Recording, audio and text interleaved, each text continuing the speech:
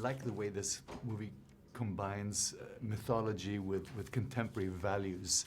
How do you make that work? Well, I was lucky enough to play the character that is rooting more for the contemporary values. So my performance was as grounded as I can make it, as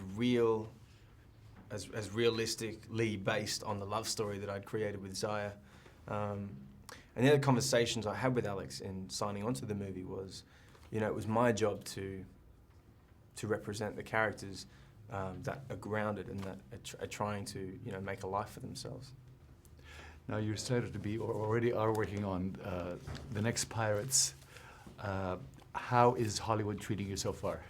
Hollywood's been very kind to me, like an old grandpa that invites me in for brandy every now and then.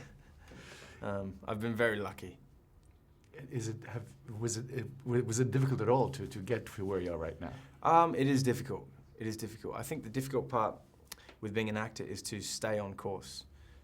What I've learned is, when I was younger, my first opportunities in Hollywood, Maleficent and The Giver, and a couple of other movies I did, it seemed as if I would just work forever, because I had a movie back to back for 2 years, and I loved it. I loved working. I loved acting, but now I guess I've realized the importance of choice, the quality and the value of saying no sometimes, and the importance of finding and chasing quality material that tell good stories. This movie is really a great ride. What do you think? Do you think it's these movies that define culture, or the other way around? I'm not sure. I think these films are designed for people to connect with them and for people to learn something about themselves, almost using the film as a teacher.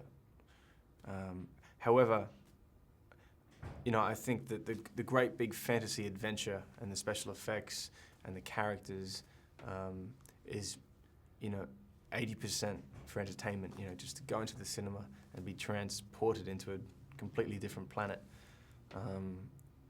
That's why I love these kind of movies, and that's one of the reasons why I did this film. So, yeah.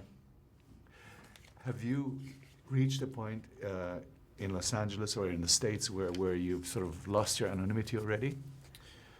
No, I haven't. I've been pretty good.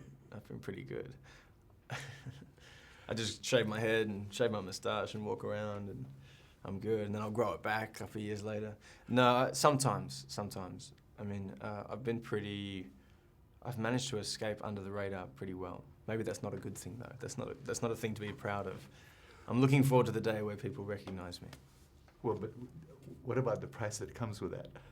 I don't mind press. I used to hate it, to be honest, but now I see the value in, talking and backing what you've done. It's work. Press is a part of the job, and acting that's just part of it. So I think as much as you can enjoy working on set, you have to find those little moments that you enjoy doing press.